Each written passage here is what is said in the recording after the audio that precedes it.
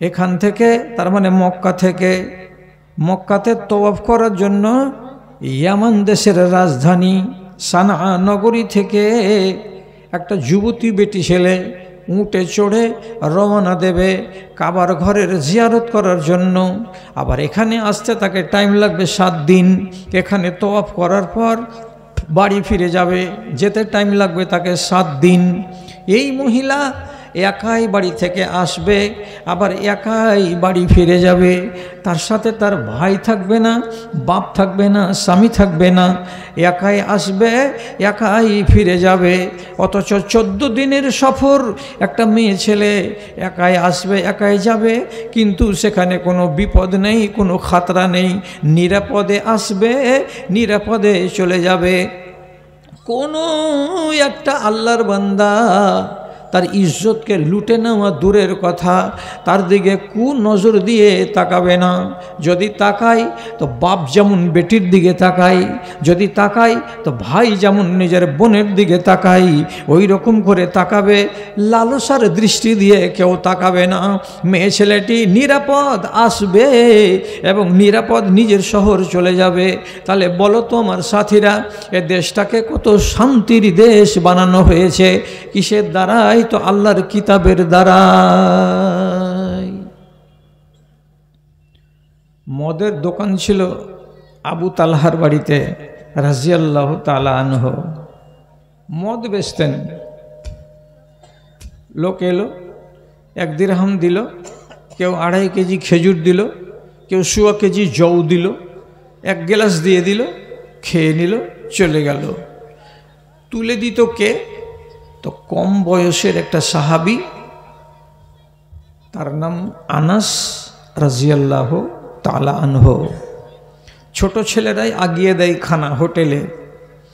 মালিক দোকানদার বসে আছেন চেয়ারে আর খাওয়াচ্ছে আনাস। হঠাৎ করে মেন রাস্তাতে আওয়াজ পড়ল। রাসূলুল্লাহ আগেকার যুগে কোনো বিধান নাজিল হতে গেলে খবর দিয়ে দিতেন মানুষকে দিয়ে, টোলাই টোলাই, পাড়াই পাড়াই।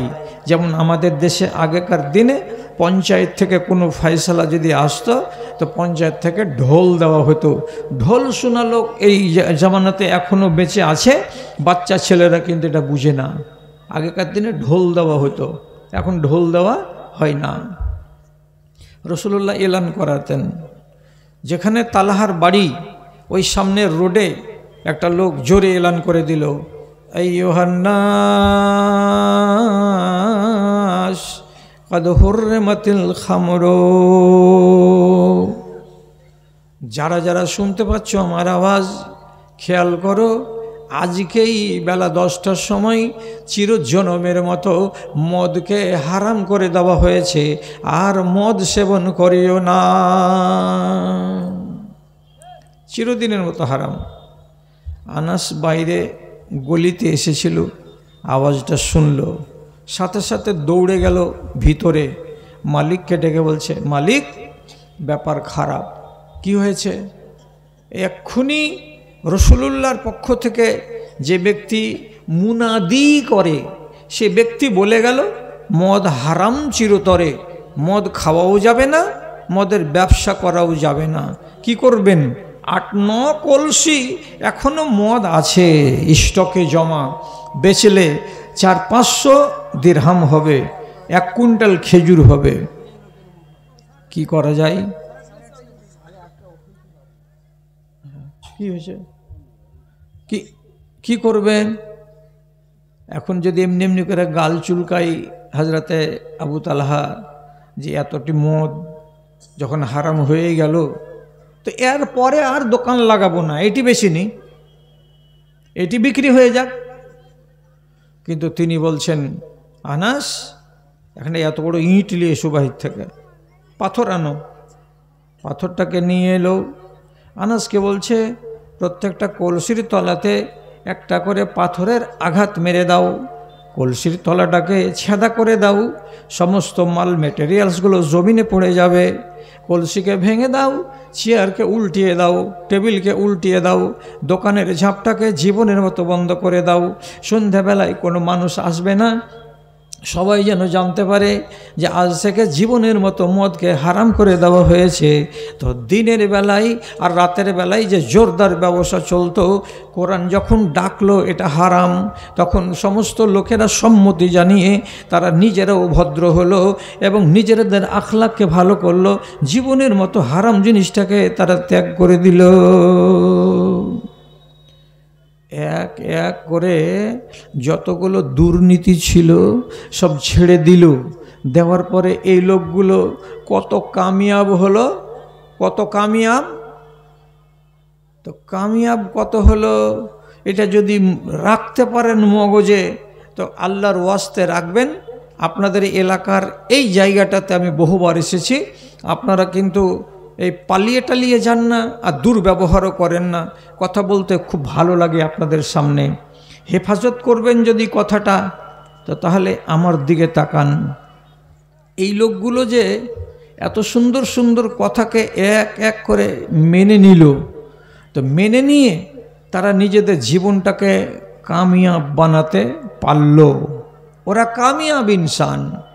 কতটা কামিয়াব এবার ওজন করেন। বিসমিল্লাহ। বদর যুদ্ধের দিন কতটি মুসলমান হাজির হয়েছিল? কোনো এই মাওলানা তালেব ইলম বলিয়েন না, খেটে খাওয়া কোনো দাদা, কোনো ভাই এর আগে কোনো জালসাতে শুনেছেন কতটি মুসলমানদের মিলিটারি ছিল বদর যুদ্ধের দিন? কেউ কেউ বলে দেন। 313। কে বলছে তো ডরাইছে। ভুল হলে 1 নেকি আর ঠিক হলে 2 নেকি। কতটি লোক ছিল? 313টা লোক ছিল। 1000 জন লোকের মোকাবেলা আল্লাহ কামিয়াব করেছিলেন। এদের তকদিরটা কত চমকিল রাসূলুল্লাহ এবার বলছেন, শুনেন। এই মালু, আল্লাহ তাআলা বলছেন, এই মালু মা শি'তুম কাদ গাফারতু লাকুম। মাইকমান জি, ও মাইকমান, তোমার মাইক কিন্তু খুব চেঁচাইছে ভাই, মধুর আওয়াজ হচ্ছে না, খালি চেঁচাইছে। একটু আওয়াজটা তুই কমিয়ে দে ভাই, আমি বেশি আওয়াজ নিব না। রাসূলুল্লাহ কি বলছেন? আল্লাহ তাআলা কি বলছেন? 313 জন লোককে বলছেন। খেয়াল করেন ইজ্জত কতটা বাড়লো এদের। ইমালু মা শি'তুম কাদ গাফারতু লাকুম। ও 313 জন সাহাবী, তোমাদের মনে যা লাগে তাই আমল করো, তোমাদের মনে যেটা লাগে সেটাই করো।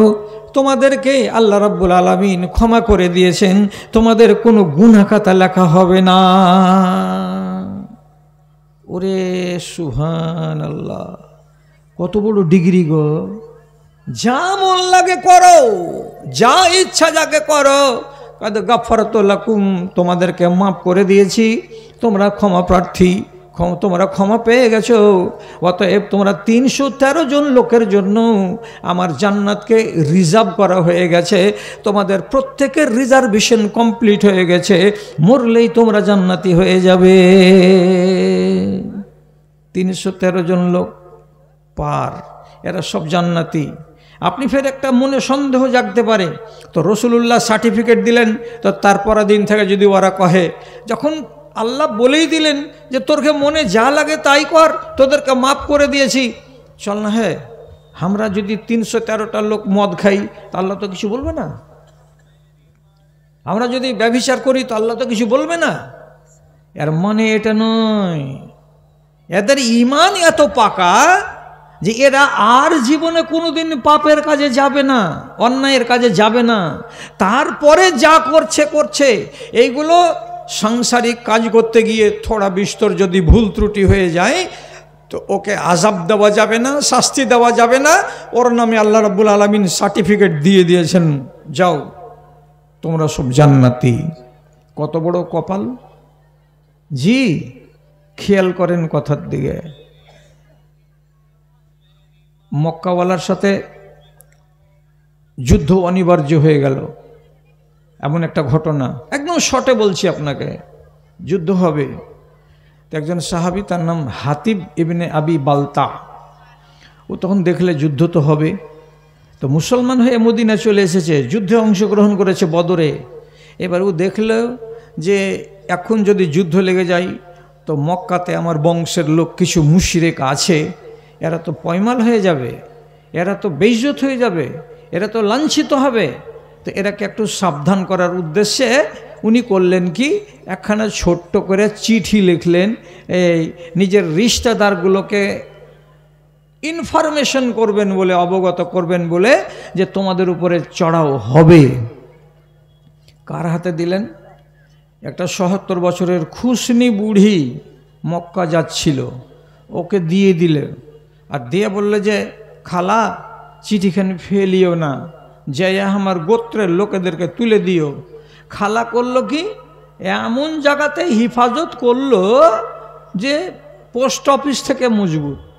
কি করলো, চিঠিখানকে এরকম করে দৌড়ে ছোট করে দিয়ে চুলের ঝুঁটির ভেতরে ভরে খোপাটাকে বেঁধে দিল, দিয়ে বলল যে আর চিঠি পড়ে, এই নিয়ে আমি চললাম। চিঠি পোস্ট অফিসে রাখা আছে ঢোলে। চলে যাচ্ছে, রসুলুল্লাহকে খবর হয়ে গেল, মদিনার খবর লিক হয়ে গেল। একজন লোক চিঠি লিখে দিয়েছে, চলে যাচ্ছে একটা মেয়ে ছেলে নিয়ে। তো রসুলুল্লাহ তাড়াতাড়ি করে আলীকে এবং তার সাথে আরেকজন লোককে বলছেন, ঘোড়াকে দৌড়ে যাও। একটা জায়গা আছে মদিনা থেকে অনতি দূরে, জায়গাটার নাম হলো রওজায়ে খাখ। ওই জায়গাতে যখন যাবে তখন একটা মেয়ে ছেলেকে দেখতে পাবে, তার কাছে চিঠি আছে, চিঠিটাকে নিয়ে চলে এসো, চিঠি যেন মক্কাতে যেতে না পারে। হযরত আলী ঘোড়া তাড়িয়ে এলেন, মেয়ে লোকটা রাস্তাকে আলগে খাড়ো হলেন, যে বলছে, ও খালা তোমার কাছে একটা চিঠি আছে, চিঠিটা দাও। যে কি বলো তোমরা, কিসের চিঠি, কেমন চিঠি, কার চিঠি? তো বলছে চিঠিখানা আছে, দাও। না না আমার কাছে কোনো চিঠি নেই, চিঠি নেই। হযরত আলী একটু কড়া ভাষাতে বলে দিলেন, কি কথা, সোজা মনে যদি চিঠিটা দাও তো দাও, না হলে রাহমাতুল্লিল আলামিন নবী মুহাম্মদ সাল্লাল্লাহু আলাইহি সাল্লাম মিথ্যা কথা বলেননি, কথাটা সত্য, তিনি জীবনে বলেছেন, আজও বলেছেন। এবং রওজায়ে খাখ নামক জায়গাতে একটা বুড়ি মেয়ে লোককে পাওয়া যাবে, বলে কথাটা ঠিক হয়ে গেছে যে তোমাকে ওই জায়গাতে পেয়েছি। রাসূলুল্লাহ সত্যবাদী। ২ নম্বর সত্যটাকে আবিষ্কার করার জন্য দরকার হতে গেলে আমি বেটা ছেলে এবং তুমি একটা মেয়ে ছেলে, তোমার শরীরের পা থেকে শুরু করব চেক করতে, দেখতে দেখতে দেখতে দেখতে তোমার সারা শরীরকে চেক করে দেখব, দেখার পরে যেখানেই লুকাও না কেন চিঠি অবশ্যই বেরিয়ে যাবে তোমার দেহ থেকে, কেন যে রাসূলুল্লাহ মিথ্যা কথা বলেন না। দেখলে ব্যাপার খারাপ। যদি চেকিং শুরু হয়ে যায় তো কোনখান থেকে শুরু করবে কে বলবে?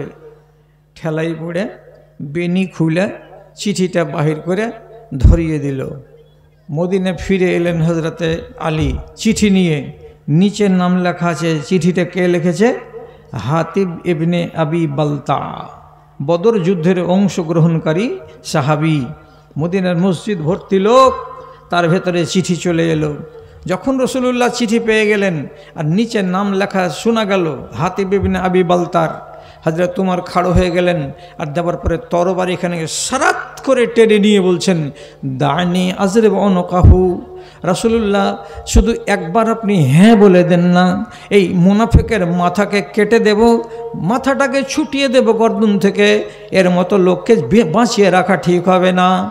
রাসূলুল্লাহ তখন বলছেন, উমার বসে যাও, উমার বসে যাও। কেন বসে যাও? তখনই রাসূলুল্লাহ বলছেন, 7 আসমানের উপরে আমাদের মালিক আল্লাহ রাব্বুল আলামিন বদর যুদ্ধে অংশগ্রহণকারী লোকেদেরকে আগেই বলে দিয়েছেন, কাদ গাফারাতু লাকুম, তোমাদের মাফ করে দেওয়া হয়েছে, ইমালু মা শিতুম, তোমাদের মনে যা লাগে তাই করে বেড়াও। তো আল্লাহ রাব্বুল আলামিন যদি 313 জন লোককে মাফ করে জান্নাতি বানিয়ে দিয়ে থাকেন, তো আমি কে, তুমি কে? হাতিব ইবনে আবি বালতাকে তরবারি দিয়ে মারবে? আমার মারার অধিকার নাই, তোমার মারার অধিকার নাই। যা ভুল করেছে ভুল করেছে, আল্লাহ আগেই মাফ করে দিয়েছেন। কোনো শাস্তি হয়নি, কোনো শাস্তি হয়নি। তাহলে ইমানি জিন্দেগিতে এসে এই 13 জন লোক, এই 313 জন লোকের কপাল খুলল কি এরা সব জান্নাতি। তাহলে উন্নতি হলো এদের জীবনের ধারা।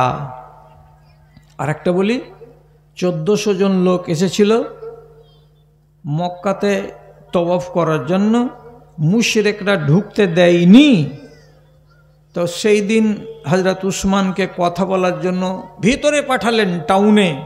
তো উসমান রাদিয়াল্লাহু তাআলা আনহুর কথা আলোচনা করতে করতে দেরি হয়ে গেল। যখন বিকাল হয়ে গেল তখন কথা রটে গেল।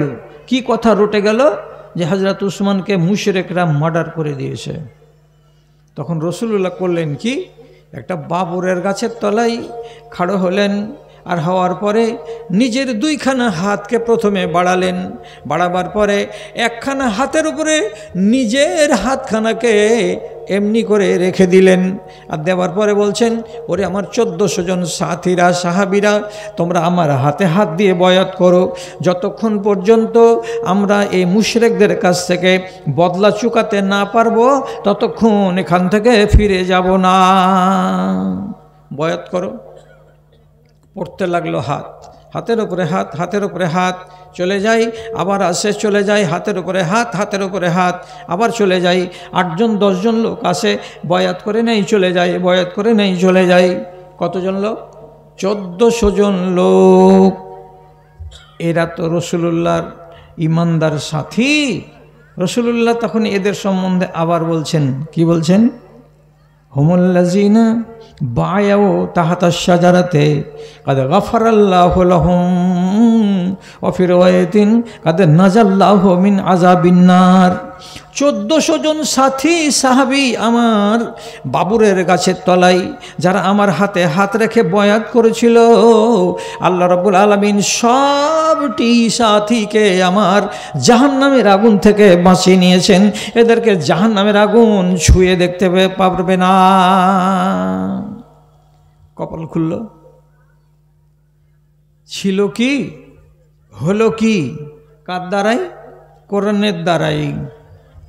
এদের জন্য রাসূল দোয়াও করলেন। তারপরে এবার শুনেন আপনার কথা। আপনার কথা বলছি এবার। আপনার মানে কি? যাদবপুরের লোকের কথা এবার বলছি। সেটা কি? খেয়াল করুন কথার দিকে। এরা নিজেদেরকে কামিয়াব বানিয়েছে রাসূলুল্লাহর কথাকে মেনে, রাসূলুল্লাহর কথাকে শুনে। তখন রাসূলুল্লাহ এদেরকে বললেন যে তোমরা কামিয়াব এবং তোমরা জান্নাতি। এখন আপনাদের দিকে তাকিয়ে একটা সুন্দর কথা বলি।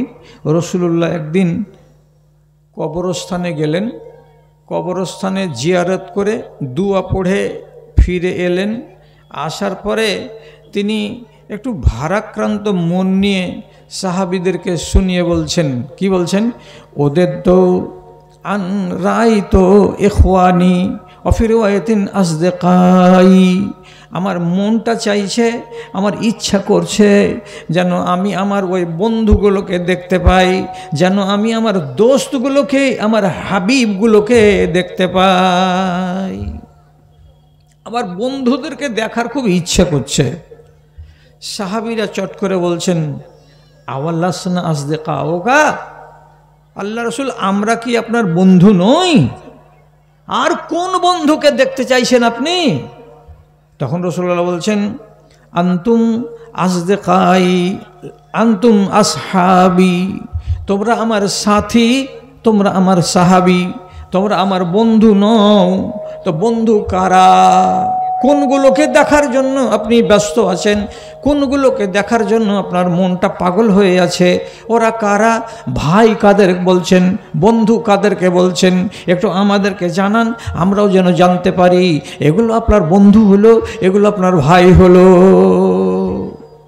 রাসূল তখন বলছেন, কি কথা? ওই লোকগুলো হলো আমার ভাই, যেই লোকগুলোকে আমি এখন পর্যন্ত দেখিনি, হাউজে কৌসারের দিন দেখতে পাবো। আর যেই লোকগুলো আমাকে এখন পর্যন্ত দেখেনি, দেখবে কবে? তো হাউজে কৌসারের দিন পানি পান করার কালে দেখতে পাবে। তো যারা আমাকে না দেখে যারা আমাকে না চোখে দেখে আমার উপরে বিশ্বাস করেছে আর আমার কথাগুলোকে কবুল করে নিয়েছে, মেনে নিয়েছে, ওই লোকগুলো হলো আমার বন্ধু, ওই লোকগুলো হলো আমার ভাই। ওদেরকে দেখার জন্য মনটা আমার উচাটন হয়ে আছে। এবার কথা বলেন, কথা বলেন, আপনারা কি আল্লাহ রসুল দেখেছেন কি না? আপনারা কি আল্লাহ রসুলকে দেখেছেন? না।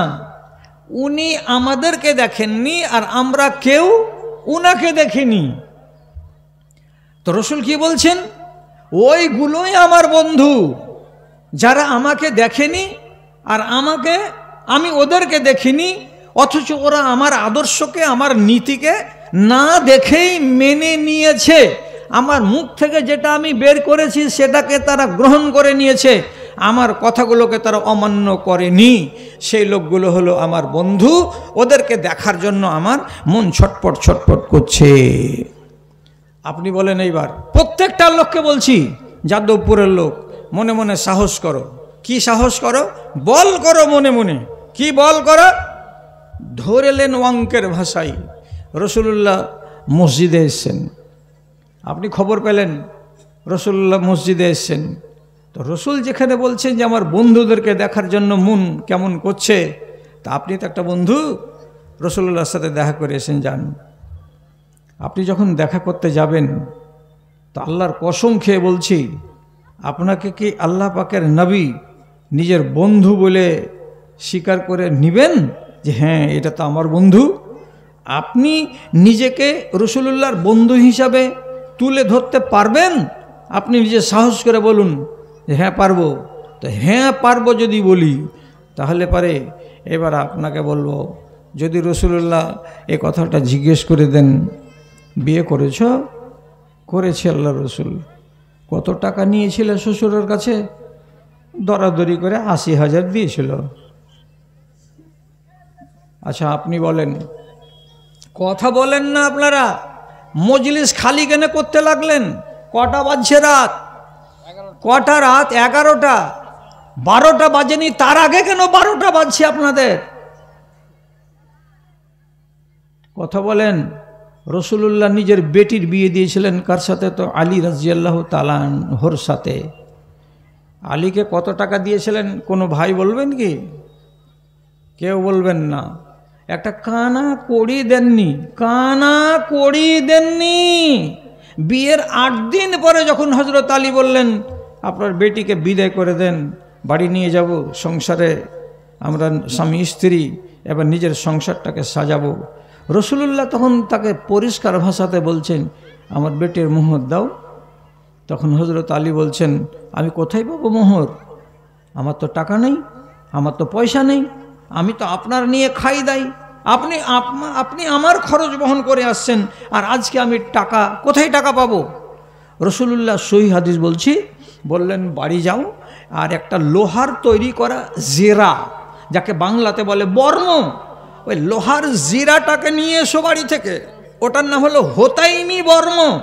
এটাকে বিক্রি করতে গেলে বাজারে 6 দিরহাম দাম লাগবে। সোনার নাই, চাঁদির টাকাতে, 6টা চাঁদির টাকাতে বিক্রি হবে ওই এইটা জিরাটা। আনো ওইটা। হযরত আলী বাড়ি গেলেন, 2.5-3 কেজি ওজন হবে। মিলিটারিরা গায়ে দিয়ে যুদ্ধের ময়দানে নামে, হাতে করে নিয়ে এসে রসুলুল্লাহর হাতে তুলে দিলেন। রসুলুল্লাহ এবার ওটাকে নিয়ে বেটি ফাতেমাকে দিয়ে বলছেন, বেটি আক্ষেপ করিস না মা, খুব নেক ছেলের সঙ্গে তোর বিয়ে দিয়ে দিয়েছি। আর কেমন নেক ছেলে? এই ছেলেটা বড় ফজিলতের আর বড় জ্ঞানীগুণী। এই ছেলের ফজিলত আজকে আমি বয়ান করতে পেলাম না, অর্থাৎ আলী রাদিয়াল্লাহু তাআলা আনহুর। থাক, তো তুমি এটাকে মোহরানা কবুল করে নাও আর জামাইয়ের সাথে চলে যাও জামাইয়ের বাড়ি। মোহরটা দিল, দিয়ে রসুলুল্লাহর বেটিকে নিয়ে বাড়ি গেল। টাকা নাই, পয়সা নেই, লেন নেই, দেন নেই, কিছু নেই। আর বিয়ের দিন কে কে ছিল? তো রসুলুল্লাহ নিজে বলছেন ডাকো আমার শ্বশুর আবু বকরকে, ডাকো আমার শ্বশুর হযরতে উমরকে, আর ডাকো আমার মামু সাদ বিন আবি ওয়াক্কাসকে, আর ডাকো আমার গোলামকে। 4-5টা লোক মসজিদে নববীতে বসে, একটা বেটির বাপ নবীজি আর একটা বিয়ে করবে জামাইবাবু হযরতে আলী, আর বাইরের লোক কয়টা? তো বাইরের লোক 4টা। বিয়ে পড়িয়ে দিলেন রসুলুল্লাহ।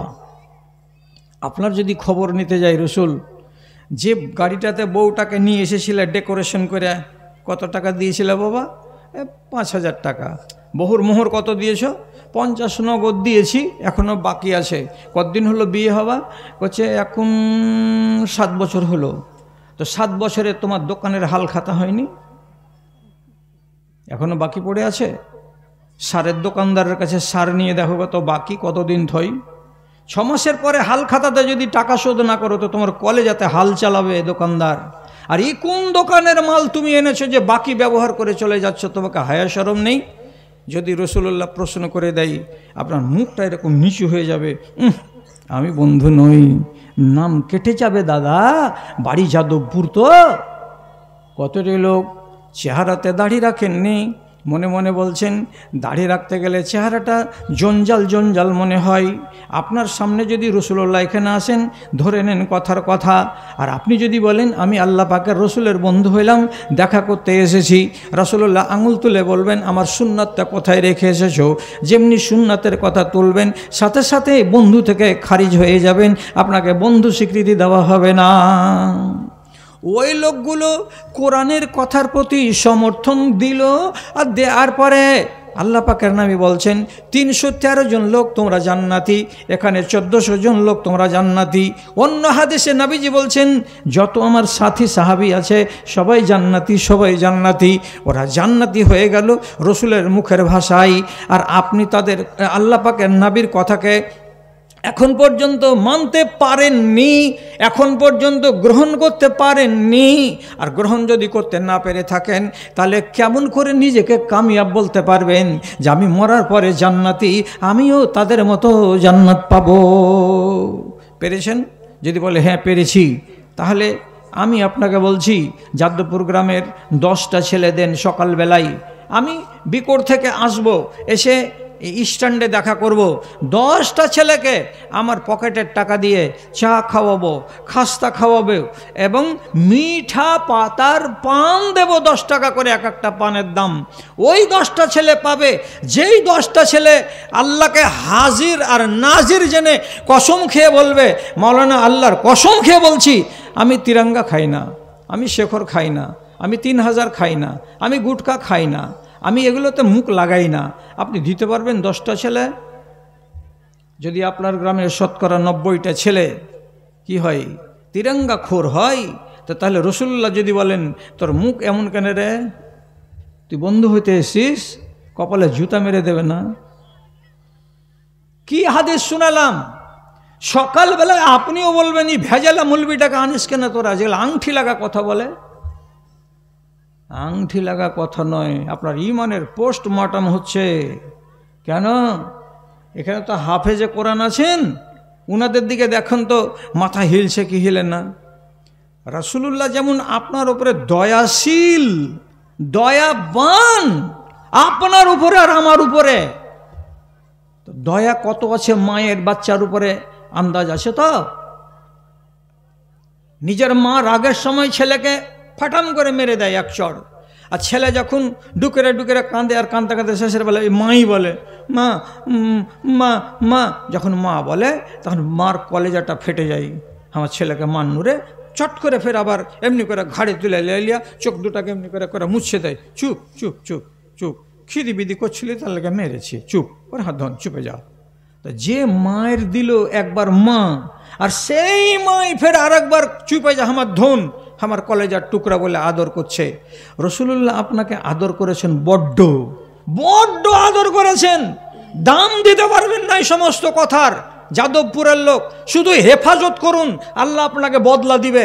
আর আমি তো মরার বয়সে 65 বছরে পা দিয়েছি, আল্লাহ তাআলা আমাকে যারা একটু যদি নেকি দিয়ে তো আলহামদুলিল্লাহ আমি পাস। কি বলছি আপনাকে, আল্লাহ পাকের নবী কোরআন মাজিদের একটা আয়াত জানতে পারলেন, যে আয়াতটা পড়ে দোয়া করেছিলেন হযরতে ঈসা আলাইহিস সালাম, আর ওই আয়াতটাকে আল্লাহ তাআলা কোরআনেও দিয়ে দিলেন। কি আয়াত? রাসূলুল্লাহ আজকে জেনে নিলেন কি, ইন তুআযিবহুম ফাইন্নাহুম ইবাদুকা ওয়া ইন তাগফির লাহুম ফাইন্নাকা আনতাল আজিজুল হাকীম। ঈসা নবী দোয়া করেছিলেন, কি বলেছিলেন? হে আল্লাহ রাব্বুল আলামিন, আমার উম্মতিরা একটা ভুল করেছে। কি ভুল করেছে? ওরা কি করেছে? আমাকে, ঈসা নবী বলছেন, ওরা আমাকে তোমার বেটা বানিয়ে দিয়েছে আর আমার মাকে তোমার বাড়িওয়ালি বানিয়ে দিয়েছে। নাউজুবিল্লাহ। মারিয়াম আমার মা, সেটা নাকি তোমার বাড়িওয়ালি, আর আমি ঈসা তোমার নবী, অথচ তারা বলছে এটা আল্লাহর বেটা। এই যে পাপ করেছে আমার উম্মতিরা, তার জন্য আমি তোমার কাছে অনুরোধ করে বলছি, আল্লাহ এদেরকে যদি তুমি আযাব দাও তাহলে এগুলো তোমারই বান্দা,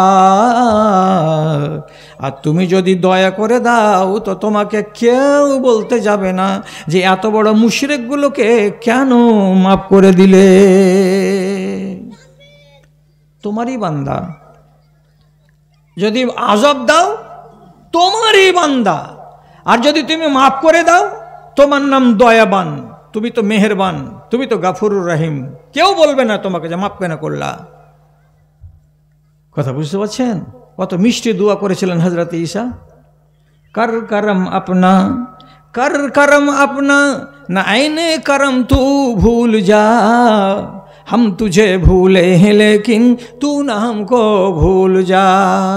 खार हैं बदकार हैं डूबे हुए जिल्लत में हैं, जो कुछ भी है तेरे महबूब के उम्मत में है, जो कुछ भी है तेरे महबूब के उम्मत में है। যা কিছু করি না আল্লাহ, আমরা তোমার মাহবুব নবীর উম্মত হলাম, আমাদের উপরে দয়া করো। কার মারফতে? তা আমাদের নবীর উপরে মোহাব্বতকে জারি রাখতে গিয়ে আমাদেরকেও ক্ষমা করে দিও আল্লাহ। যাক, এটা কথা যখন জানতে পারলেন নবীজি যে ঈসা নবী এরকম কথা বলে দোয়া করেছেন, যেমনি নাজেল হলো রাতের বেলায়, সাথে সাথে আল্লাহ পাকের নবী এশার নামাজ পড়ার পর যখন লোকজন সব মসজিদ থেকে চলে গেল, তখন তিনি এই আয়াতটাকে লাগলেন পড়তে। মা ঈসা বলছেন, ও কানা ইউরাদ্দিদু হাযিহিল আয়াতা তুলাল্লাইলে, এই আয়াতটাকে নবীজি সারা রাত পড়তে লাগলেন, সারা রাত পড়তে লাগলেন। একবার উত্তর দিক থেকে দক্ষিণ দিকে যাই, একবার দক্ষিণ দিক থেকে উত্তর দিকে যাই, একবার ভিতরের দিকে যাই, একবার বাহির বারান্দার দিকে যাই, আর বেচैन হয়ে পেরেশান হয়ে আসমানের দিকে তাকান আর বারে বারে বলেন, ইন তুআযিবহুম ফাইন্নাহুম ইবাদুকা ওয়া ইন তাগফির লাহুম ফাইন্নাকা আনতাল আজিজুল হাকীম। আল্লাহ তুমি আমার উম্মতদেরকে যদি আযাব দাও এগুলো তোমারই বান্দা, আর মাফ যদি করে দাও তাহলে তুমি গাফুরুর রহিম। দোয়া যখন চলতে লাগলো লম্বা সময় ধরে, তখন আল্লাহ তাআলা আসমান থেকে জিবরিলকে বলছেন, জিবরিল যাও তো দেখো তো আমার হাবিব নবী মুহাম্মদ মুস্তাফা সাল্লাল্লাহু আলাইহি সাল্লাম পেরেশান কেন হয়ে আছেন, জলদি করে খবর নাও কি হয়েছে আমার নবীর। আল্লাহ তাআলা সব জানেন। তারপরে পাঠালেন কাকে? তো জিবরিলকে। জিবরিল আমিন আসলেন, আসার পরে রসুলুল্লাহর সঙ্গে কথা বললেন। কথা বলতে গিয়ে আল্লাহ পাকের রাসূল কি কথা বললেন? একটাই ঘুরে ফিরে কথা, আমি যেদিন মরে যাব সেদিন আমার উম্মতিরা লাওয়ারেস হয়ে যাবে। আমি যেদিন দুনিয়াতে থাকবো না সেদিন আমার উম্মতিরা হয়তো অন্য পথে ডানে বামে চলে যাবে, গুমরা হয়ে যাবে। আমি যেদিন থাকবো না তাদের মাথার উপরের ছাতাটা হারিয়ে যাবে, সেদিন আমার উম্মতিরা হয়তো এদিক ওদিক হয়ে যাবে নাকি। আর এদের যদি এদিক ওদিক হয়ে যায় আল্লাহ, তো আমার উম্মতিরা ছারখার হয়ে যাবে। এটা আমি সইতে পারবো না, মানতে পারবো না। তার জন্য বেচैन হয়ে এই দোয়াটা আমি করছিলাম। জিবরিল আল্লাহকে গিয়ে বললেন, আল্লাহ আপনার হাবিবের পেরেশানি এই কারণে। কার জন্য বললাম? নিজের বেটি, ভাতিজি, জামাই এদের জন্য না, উম্মতিদের জন্য রাসূলুল্লাহর পেরেশানি এত। এইবার জিবরিল আসমানে গেলেন। আল্লাহ তাআলা একটা 1.5 লাইন কথা, এই আঙুলে যদি লিখি তো 1.5 আঙুল হবে, এইটুকু কথা দিয়ে জিবরিলকে পাঠিয়ে দিলেন, যাও আমার নবীকে জানিয়ে দাও। সাথে সাথে জিবরিল এলেন। আর আসার পরে রাসূলুল্লাহ মসজিদে ওই বেচैन অস্থির অবস্থাতে আছেন। আসার পরে তখন বলছেন, আল্লাহ এক্ষুনি আমাকে বলে পাঠালেন, নবীজি কান খুলে শুনুন, আপনার ব্যাপারে সান্ত্বনার বাণী আছে। কি? ইন্না সানুরজিকা ফি উম্মতিকা ওয়ালা নাসুকা। আমি আল্লাহ আপনাকে আপনার উম্মতির ব্যাপারে খুশি করে দেব, আপনাকে আপনার উম্মতিদের ব্যাপারে বেজার করে রাখবো না, আপনাকে আপনার উম্মতিদের ব্যাপারে এমন কোনো কঠোর সিদ্ধান্ত নিব না যেটা আপনাকে কষ্ট হয়। আমি আল্লাহ কথা দিলাম, আমি এমন সিদ্ধান্ত নিব আপনার উম্মতিদের ব্যাপারে যে আপনি খুশি হয়ে যাবেন, আপনি রাজি হয়ে যাবেন। রাসূলুল্লাহর প্রাণ জুড়িয়ে গেল। আলহামদুলিল্লাহ, আল্লাহ তুমি আমার উম্মতিদের সম্বন্ধে বাজে ফয়সালা করবে না, ঠিক তো? তাহলে খুশি হওয়ার কথা। এবার আপনাকে বলছি, যে রাসূল আপনার মুহাব্বতে সারা সারা রাত জাগতে পারেন, সেই রাসূল যদি খেপিয়ে দেন আপনি আমার নবীকে, আপনার নবীকে, তাহলে মা যেমন কলেজার টুকরাকে রেগে গেলে থাপ্পড় মেরে দেয়, দিয়ে রাগ তুলে নেয়, তেমনি রাসূলুল্লাহ বলছেন আমার ভিতরটাকে যদি তুমি জ্বলাও আর আমারকে যদি তুমি আঁচ দাও, তাহলে আমিও তোমাকে বলে দিচ্ছি একটা কথা। বাড়ি কোথায় তোমাদের? বাড়ি উত্তর দিনাজপুরে যাদবপুর গ্রাম। তোমরা শুনে নাও কথাটা। কি কথা? আল্লাহ রাব্বুল আলামিনের সামনে স্পষ্ট ভাষাতে আমি তোমাদের অভিযোগ করব, তোমাদের বিরুদ্ধে অভিযোগ করব আল্লাহর কাছে। কি বলে অভিযোগ করব? ইয়া রাব্বে ইন্না কওমি ইত্তাখাযু হাযাল কুরআনা মাহজুরা। হে আমার মালিক আল্লাহ, আমি যখন মরে গেছিলাম, আমার মরে যাওয়ার পরে 1450 বছর পর আমার উম্মতিগুলো কি করেছিল? কোরআনকে ছেড়ে দিয়েছিল, কোরআনকে মানতে রাজি ছিল না, কোরআনকে এরা পাত্তা দেয়নি। কোরআন তাদের বাড়িতে টাকে সাজানো থেকে গেছে, তাদের জুমা মসজিদে ওয়াজ হয়েছে বছরে 52টা, ওরা জুমার ওয়াজকে পাত্তা দেয়নি, এরা কোরআনকে ভুলে বসেছে, এরা কোরআনকে ছেড়ে দিয়েছে। কাজে কোরআনকে ছেড়ে দেওয়ার অপরাধে যা সাজাটা হয় এদের, তুমি তাই সাজা দাও। হলো কত মুহাব্বতের নবী, আজকে আপনার নামে অবজেকশন করে দিলেন। কার কাছে? আল্লাহ তাআলার কাছে। আপনি এবার আমাকে প্রশ্ন করেন, আমরা কি কাজ করল মৌলভী সাহেব যে আল্লাহর কোরআনকে আমরা ছেড়ে দিয়েছি? কে বলল আল্লাহর কোরআনকে ছেড়েছি? তাহলে আমি যদি আপনাকে একটা কথা বলি, কোরআনের মানে হলো এই আল্লাহর শরিয়তকে ছেড়ে দেওয়া। কোরআন ছেড়ে দিয়েছি মানে কি? আল্লাহর শরিয়তকে ছেড়ে দিয়েছি। একটা হলো আল্লাহর পাঠানো শব্দ দিয়ে, সেটা হলো কোরআন, আর একটা হলো নবীজির মুখ দিয়ে পেশ হওয়া, ওটাও হলো শরিয়ত, এটা হলো হাদিস।